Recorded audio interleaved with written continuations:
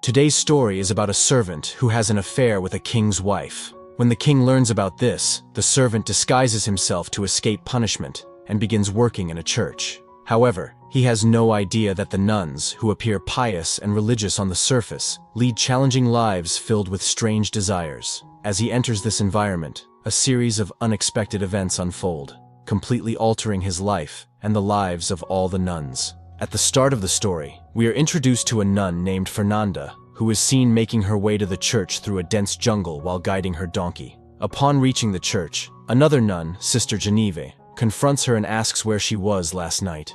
Fernanda casually replies, "Like always, my donkey had fled, and I had gone to find it." Sister Genevieve responds, "I locked the door properly. How could it flee?" While they're arguing, Lurko walks by and greets them with a polite, "Good morning." Instead of replying, they scold him harshly and dismiss him rudely.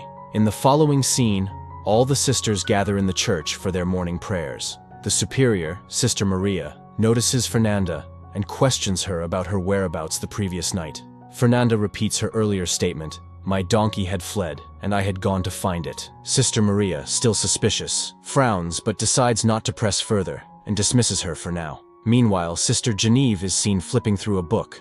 She stumbles upon a peculiar illustration and some strange rituals described in it. Curious but also unsettled, she quickly closes the book and puts it aside. On another side, Sister Alessandra is visited by her father, who has come to discuss her future. He mentions that he is searching for a suitable groom for her, but laments that all the good men demand a hefty dowry. Alessandra suggests that he reduce his donations to the church so they can afford the dowry.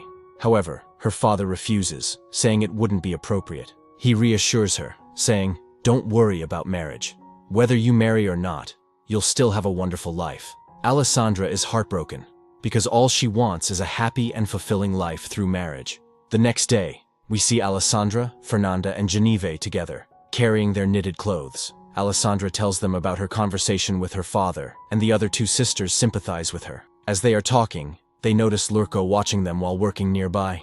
His gaze feels intrusive and inappropriate, making the sisters uncomfortable. Angry and irritated, they begin throwing his belongings around in a fit of rage. Not satisfied, they even physically assaulted him to release their anger. Elsewhere, Father Tommaso, a priest at the church, is seen traveling to the market to sell the knitted clothes made by the sisters. On his way, he encounters Lurko, who looks frustrated and announces, "Father, I don't want to work in the church anymore." Tommaso tries to calm him down, assuring him that things will improve and asking him to reconsider. However, Lurko is firm in his decision and walks away. A few miles from the church, we are introduced to a landlord named Lord Bruno, who is dining with his wife Francesca. Although Bruno talks passionately about his wealth and accomplishments, Francesca's attention is entirely elsewhere. She keeps glancing at their servant, Musette, who also steals looks at her. It becomes evident that there is an ongoing affair between Francesca and Musette. Later that night, Francesca and Musette are shown in bed together, having an intimate moment. Francesca confides in Musette, saying, "My husband can't make me happy. All he ever talks about is his glory and splendor." After finishing the first round, Francesca and Musette start preparing for their second when they hear Bruno entering the room. Panicked, Musette quickly jumps out of the window to escape. Bruno notices him fleeing and immediately begins searching the servants' quarters to find him. Musette, however, reaches his own quarters first and pretends to be asleep. Bruno, determined to uncover the culprit, checks each servant to see whose heartbeat is racing. When he gets to Musette, his suspicion grows, but because of the darkness, he cannot identify him clearly. To ensure he has a clue, Bruno cuts off a small lock of Musette's hair. However, as soon as Bruno leaves, Musette cleverly cuts small portions of hair from all the other servants, leaving Bruno confused. The next morning, Bruno lines up all the servants and inspects their hair. But because all their hair has been trimmed, he cannot determine who the culprit is. Frustrated, Bruno warns everyone, "Whoever is responsible for this, I will find you, and you won't escape my wrath." To assert control, he orders everyone's hair to be cut short. Later, while Bruno and Francesca are dining together, Bruno warns her, "I know you're involved in this mess. If I find that servant, I'll deal with both of you." Francesca, unfazed, responds coldly, "You'll do nothing. You only threaten." Observing their behavior, Bruno begins to suspect that Musette is the guilty servant. That evening, Bruno spots Musette working outside, with Francesca nearby trying to flirt with him. Musette resists her advances, but this time, Bruno witnesses the scene from a distance. Enraged, he commands his men, "Catch that servant and bring him to me immediately." Realizing he has been caught, Musette flees, with Bruno's men chasing after him through the forest. After running for a long time, Musette encounters Father Tommaso, who had overturned his cart due to drunkenness, spilling all the sisters' knitted clothes into the river. Seeing this, Musette helps Father collect the clothes. Grateful for Musette's help, Father learns he is homeless and decides to take him to the church. At the church, Father feeds Musette and gives him shelter, advising him, "You must pretend to be deaf and mute, or the sisters here will not let you live in peace." The next morning, Father introduces Musette to Sister Maria, saying, "I've brought a man who is skilled in all kinds of work but is deaf and mute. He can replace Lurco as the gardener." Maria agrees and hires Musette. Unaware of this, Sisters Alessandra and Fernanda see Musette working in the garden and assume he's an intruder. Fernanda grabs an axe and rushes toward him, demanding, "Who are you? Speak up or I'll make you." Before she can attack, Alessandra intervenes, and Sister Maria arrives to clarify. "This is our new gardener, Musette. He is deaf and mute, so he cannot respond." Fernanda reluctantly backs off. Later, Sister Maria gathers Alessandra and tells her, "The clothes you sisters knitted were stolen by robbers while Father was on his way to the market. I'm sorry for your hard work going to waste. To make up for it, we'll bring in more people to help with the knitting so we can produce more clothes in less time." Maria then assigns Alessandra a new assistant named Vaio to help with the garments. Alessandra is seen working with an elderly nun, Sister Vaio, on sewing clothes. During her work, she accidentally breaks the frame of the sewing machine. Frustrated, she approaches Musette to get it repaired. However, Sister Genevieve notices Alessandra sneaking away and begins following her secretly. Alessandra hands Musette the broken frame, asking him to fix it. While Musette gets to work, Alessandra starts venting her frustration, saying, "I don't want to stay in this place. I hate sewing. I just want to leave and live my life freely." Musette remains silent, acting deaf and dumb as instructed, which Alessandra knows. Feeling safe to express herself, she continues ranting without holding back. That night, Father Tommaso visits Musette in his quarters, asking, "How was your day?" These sisters can be quarrelsome and make work tough. Musette replies, "Yes, some are troublesome, but I'll manage my duties." The father reassures him, "Don't worry, they won't harm you. Just stay deaf and mute as agreed, and let me know if anything unusual happens." Meanwhile, Fernanda is in her room reading when a stone hits her window. Opening it, she finds her childhood friend, Marta, waiting outside. Excited, Fernanda sneaks Marta into the church, and they go to Alessandra's room. Together, the three start drinking wine and enjoying themselves. A little later, Sister Genevieve joins them, and the group becomes lively, laughing and sharing stories. During the conversation, Marta begins talking about romantic encounters and claims there's a special herb that can attract boys when used correctly.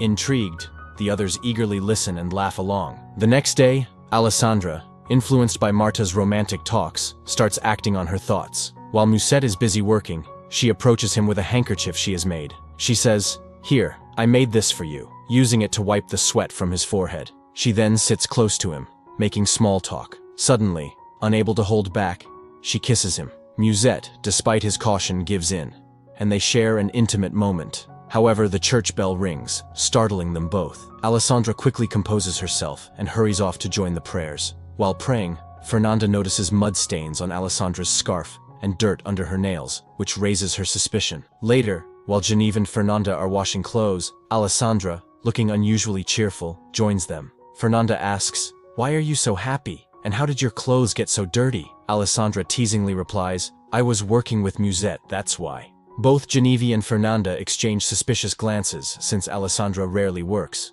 but Fernanda silently begins to understand what might have happened. That evening, Fernanda and Marta sneak into the forest, searching for the herb Marta had mentioned. They eventually find it and prepare a strange liquid by boiling it.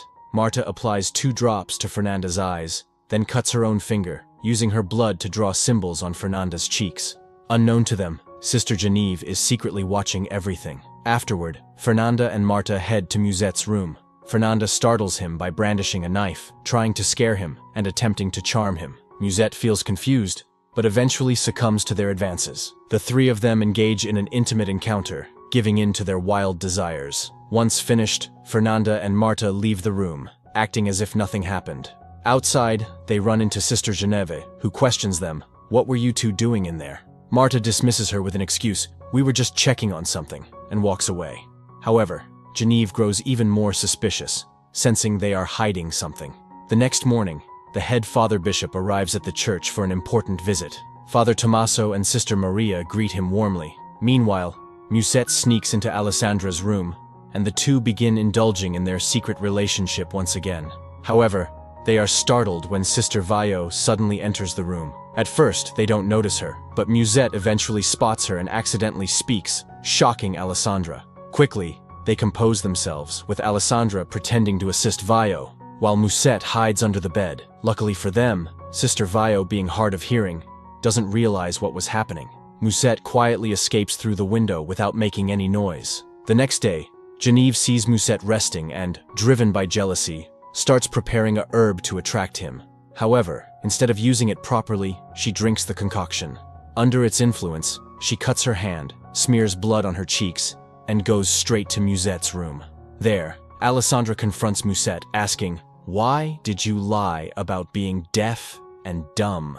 Hearing Genevieve's voice, Alessandra hides in a corner, while Musette pretends to be asleep. Overcome by the effects of the herb, Genevieve approaches Musette, behaving erratically. But as Fernanda's footsteps are heard approaching, Genevieve quickly hides in the same corner as Alessandra, leaving both of them shocked to see each other. Fernanda enters the room, holding a knife, and ties Musette's hands while blindfolding him.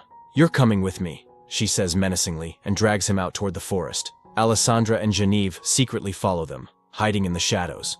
By the time they reach the forest, it is night. A fire burns in the clearing, surrounded by a group of girls dancing without clothes. Musette is tied nearby, trembling with fear. Alessandra whispers, "What is this?" To which Genevieve replies, "I once read about rituals like this. These girls are trying to gain witch-like powers by sacrificing a human." It's revealed that Fernanda has been sneaking into the forest in disguise to partake in these rituals, and Marta has recently joined her.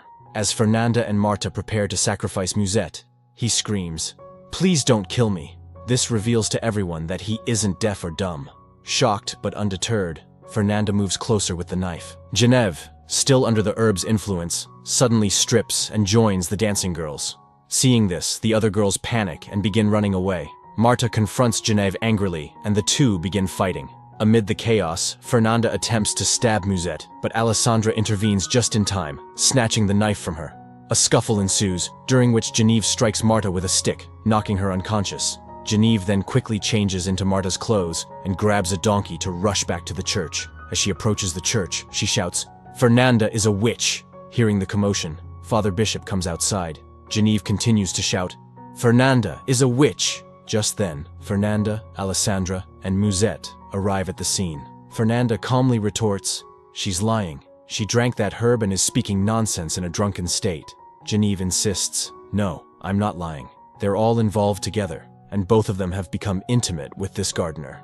Father Bishop, shocked, demands an explanation from Sister Maria. Before she can respond, Father Tommaso steps out of Maria's room. The sight leaves everyone stunned, and Father Bishop, piecing everything together, silently realizes the depth of the chaos within the church. The next day, Father Bishop punishes everyone involved and demands that they apologize to God for their actions. Father Tommaso receives the harshest punishment for misusing his position as a father. As a result, he is sent to a church, a place where only men reside. Meanwhile, Musette is handed over once again to Lord Bruno, and his soldiers arrest him. Later, we see the three sisters, Fernanda, Alessandra, and Genevieve, reflecting on their actions. They apologize to each other for their past wrongdoings. Genevieve also asks Fernanda for forgiveness, acknowledging the pain she caused.